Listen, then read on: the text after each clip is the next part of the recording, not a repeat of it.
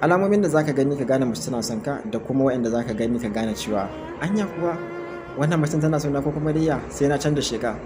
So yana da kyau ka kalli wannan bidiyon har zuwa ƙarshe, wataƙila zai taimaka maka gurin gane cewa shin budurwata tana son ne ko kuma ba ta son ko kuma dai yawo da hankali take min da rainin hankali. Kaga daga nan sai ka yanke hukuncin da ya tace. Mu je zuwa. Idan mace tana son ka, yanayin ɗokin da za ta rika nunawa na ganin ka ko na yin magana da kai daban ne. Lokacin da ka cukan za ta ɗauka ta rika baka, ba wai dan bata da uzurrukan gabanta ba, amma dai za ta muhimmanta lamarin da ya shafe ka. Za ta yi uzurrukan gabanta amma za ta baka naka lokacin a duk sanda kake nan, ko kuma ka kira ta za ku yi waya. Idan baka kira ta ba ita za ta kira ka, za ta rika kiranka. Sannan idan baka kira ta ba za ta iya tambayar ka me yasa baka kira ni ba. Ma'ana wannan zai tabbatar maka da cewa ta damu da kai sosai. Idan mace tana son ka, zaka ga irin yadda take baka lokaci idan kuna chatting. Za ku yi chatting, za ta iya hana idan ta bacci dan ta saurare ka, dan ku yi magana kowane tsawon lokaci za ku kai. Wasu lokutan ma zaka ga ta hau WhatsApp din kawai dan ta duba sakonka, ba dan komai ba. Kana daga cikin top 10 mutane da take shigowa WhatsApp dan ta duba sakonsu. So wannan alama ce tana son ka kuma tana jin ka a ranta, tana da ra'ayi da kai. Wacce ba ta son ka kuma ba za ta baka ko ɗaya daga cikin waɗannan abubuwan ba. Za ka ga cewa mata kana online tana online amma ka yi mata magana, ita ba ta fara yi maka magana ba, amma kai idan ka yi mata magana kuma ba za ta dawo da reply ba. Mafi wulakancin ma wasu matan idan suka duba chat ɗinka sai su ki dawo da reply.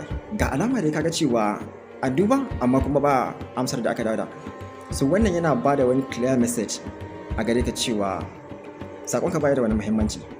So kuma da sakonka yana da muhimmanci har haka ba za ta yi ignoring ɗinsa ba, kuma ta san ta duba, kuma ga can online kana gani, me ya hana ta amsawa a lokacin da ta duba, me yasa ba ta dawo da reply ba. So sakon da baya da muhimmanci kenan. Magana ta kiranka ko ta yi maka flashing ko ta tambaye ka ya kake, ko kuma wasu mutane masu muhimmanci a rayuwarka kamar mahaifa ta ce wai ya kake ko ya mahaifa ya mama, wannan bata mata so ba, kada ma ka saka aka, dan bata da wannan lokacin. Mace idan tana da ra'ayinka ne take da ra'ayi da wa'insu mutane da suke da alaka da kai, wa'inda suke da muhimmanci a rayuwarka, wanda idan ta tambaya game da su hakan zai sa ka ji daɗi a ranka. So amma idan bata yin ka, so ba wani lokacin da za ta bata akan wayawa ne yake, kai kan gaba da ce ya kake ba, bare kuma ta ce wani ya wani yake ko mama ko wani abu. So wannan shi ma clear message ne da mutum zai duba. Yanda a chatting ma sai ta ga dama take amsa ka, a kira ma sai ta ga dama take amsawa. Zaka ga cewa ka kira ta amma bata daga ba. A lokacin idan ma ta dagan sai ka samu tana magana ciki amsa a takaice, irin bata cooperating.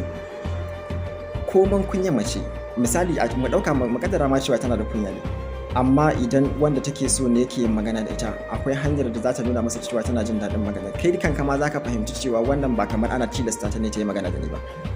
Amma idan kai bata son ka, zaka ji cewa kamar an tilasta ta dauka wayar. So wannan alama ce ita ma wacce za ta nuna cewa da dai ka haƙura, ka yi step back, da dai ka ɗan taimaka. Bar ganin mata kamar suna da kunya, kamar ba sa iya kallon wanda suke so, amma koman kunyar mace tana iya kallon wanda take so.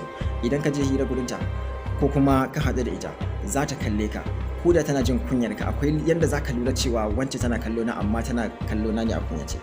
Sannan wanda kake kallo alama ce ta nuna ina tare da kai, ina jin ka, kuma ina fahimtar abin da kake magana.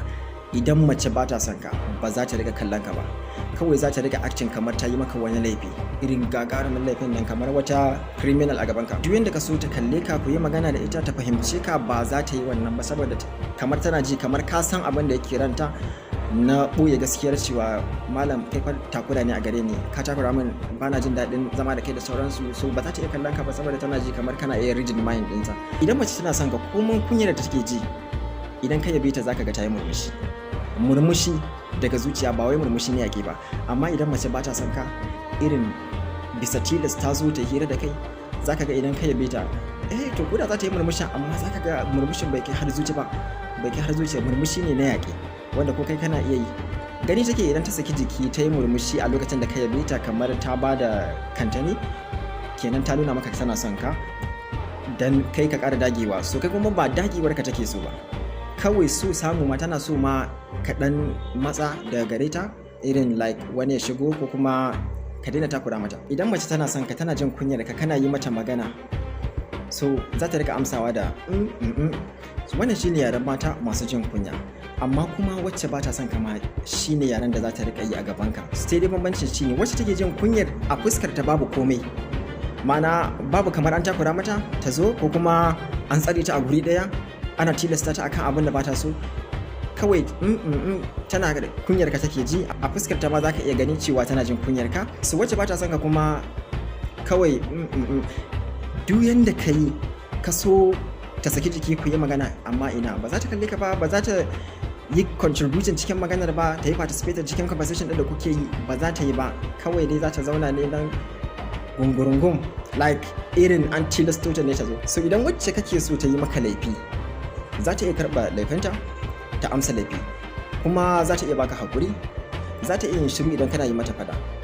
Wacce ba ta son ka, ita dama nema take ta samu wata hanya da za ku yi uwar watsi da ita. So idan ba ta samu bane take lallaba ka tana jira har Allah ya sa ka yi wani kuskuren da za ta hayayyako a kanka kamar wani bom ta tashi da kai. So maganar cewa wai ma ka zauna ka yi mata fada ba ta taso ba, ko ka nuna mata ta yi kuskure, ko ka ce ta yi explaining kanta cewa ki yi min bayanin dalilin da ya sa kika yi kaza. What? Na yi maka bayani?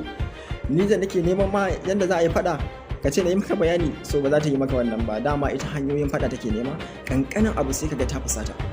So idan mace ba ta son ka, ɗan ƙorafi kaɗan da ya kamata wanda bai kai ya kawo ba, sai ka ga cewa ya fusata ta sosai. So wannan ma alama ce da za ka iya dubawa. Wannan su ne alamomin da na fitar maku, amma alama ɗaya ba za ta bayu gurin yanke hukuncin tsayawa ko watsewa ba. Dole kana buƙatar tabbatar da kamar alama 2 zuwa 3. Idan ka ga abun ya zo da raina hankali, an yi maka 1, 2, 3, so za ka iya yanke hukuncin cewa kai na gaji, zan yi step back, zan ja daga baya. Idan har kina son wani ne na baki space sai ki so ta. Wannan shine na kuli ma musu, yana gode sosai da kasancewa tare da. Thank you so much. Sai mun haɗu a sabon bidiyo.